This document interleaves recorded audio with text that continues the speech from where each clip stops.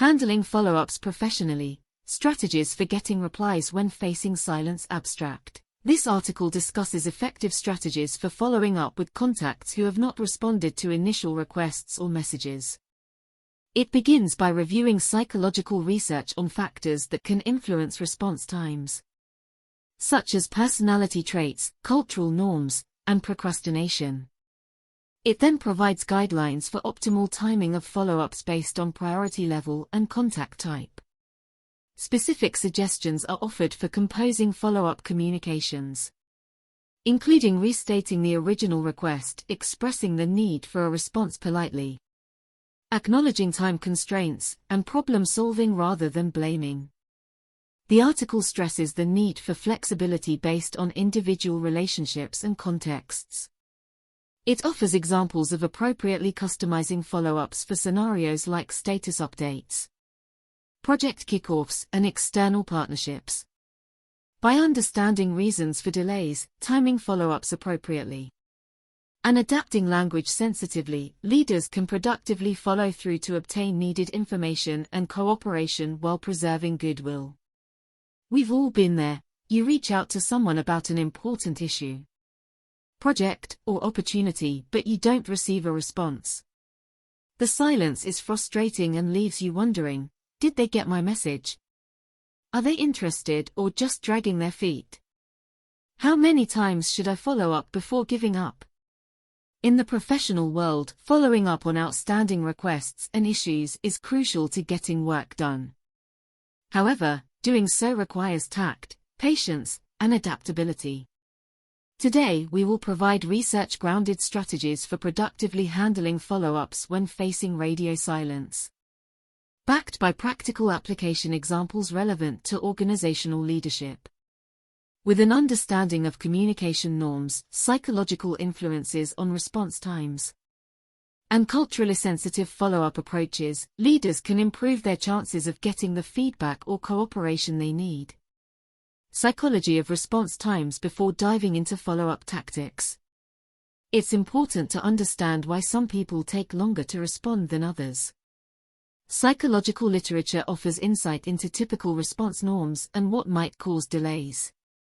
According to Ho and Lim, 2006, promptness correlates with conscientiousness. Those who are organized and detail-oriented tend to reply quickly. However, others high in openness may take extra time mulling over responses. Delays can also stem from procrastination, lack of priority, or information overload. Lee et al. 2005. Cultural norms further influence speed. Low context and individualistic cultures typically respond faster than high context or collective ones. Goodwill et al. 1996.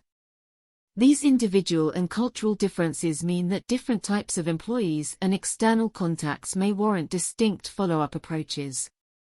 Timing of follow-ups. The optimal timing for follow-ups depends on initial response norms as well as the nature of the request or issue.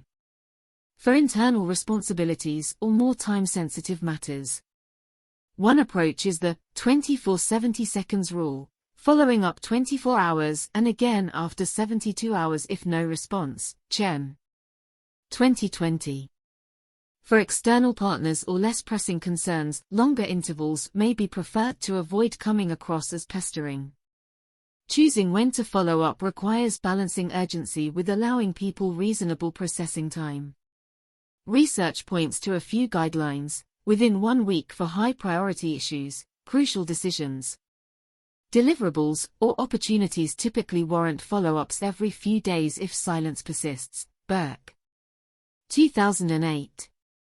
Within 2 weeks for standard internal requests, routine matters like status updates or approvals usually see follow-ups spaced 1 week apart to balance politeness and productivity. Cialdini. 2001. Within 3 to 4 weeks for standard external contacts, when reaching out to external parties. Sticking to monthly follow-ups avoids escalating pressure too quickly. Cialdini and Rhodes. 2001. Content of follow-ups. The specific messaging used in follow-ups also impacts effectiveness. Keeping communications polite yet problem-focused helps move stagnant conversations forward. Some best practices backed by persuasive communication research include: briefly restate the original request to refresh their memory in a concise, high-level summary, Fogg 2003. Express that a response is still needed to re-establish the importance of their feedback without an accusatory tone, Cialdini and Rhodes. 2001. Appreciate their time thus far to acknowledge possible constraints and maintain goodwill, Fisk. 2010. Ask how you can assist or expedite a response to problem solve rather than assign blame, Miller et al. 2007. Use a personal, signature-based close from the original sender to preserve perceived familiarity and build rapport over multiple touches, Boghossian et al. 2013. Necessary adaptability. While guidelines exist, individual context requires adaptation. Follow-up strategies must account for each person's preferences, position, temperament, and past interactions. Leaders attuned to such nuances experience higher response levels. Some examples: for introverts, limit follow-ups to email and allow more processing time between contacts to avoid feelings of pressure, Kame. 2013. With senior executives, follow-up intervals may need to double as their calendars fill with more strategic concerns, Cotter. 1990. After previous tensions, rebuild goodwill through empathetic, solution-oriented communications before pressing on critical issues, Holmes and Rohi. 1967. Cross-culturally understand and accommodate different interaction norms to build trust over time, House et al. 2004. On large, complex requests, offer to break issues into smaller action items or priorities as an alternative to yes-no responses, Lewin. 1947. This flexibility helps ensure follow-up strategies fit each relationship and situation to optimize cooperation rates.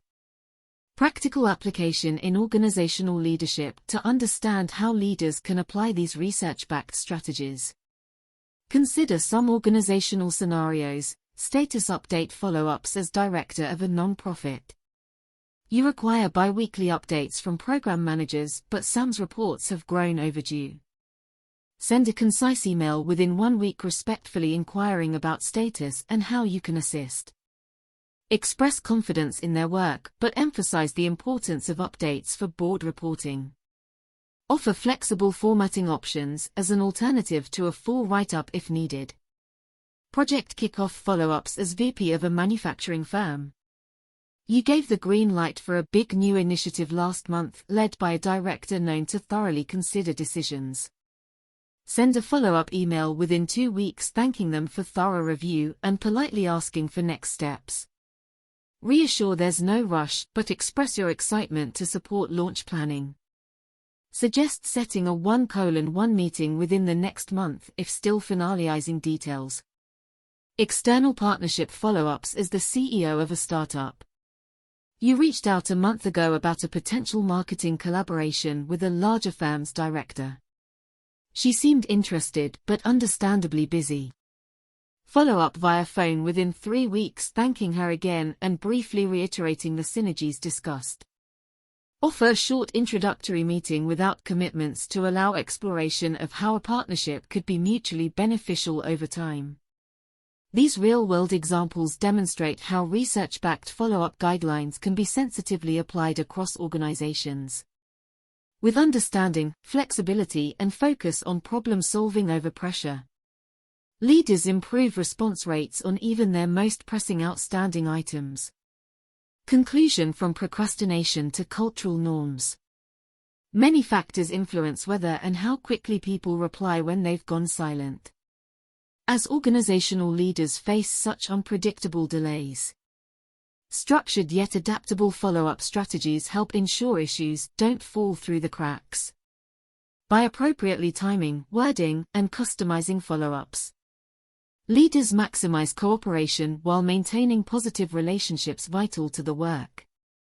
with a research foundation supporting recommended best practices and examples demonstrating practical application.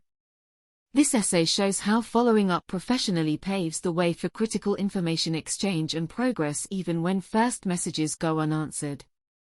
In an increasingly collaborative, global business environment, this balanced approach to follow-through saves time, builds trust, and ultimately fuels organizational success.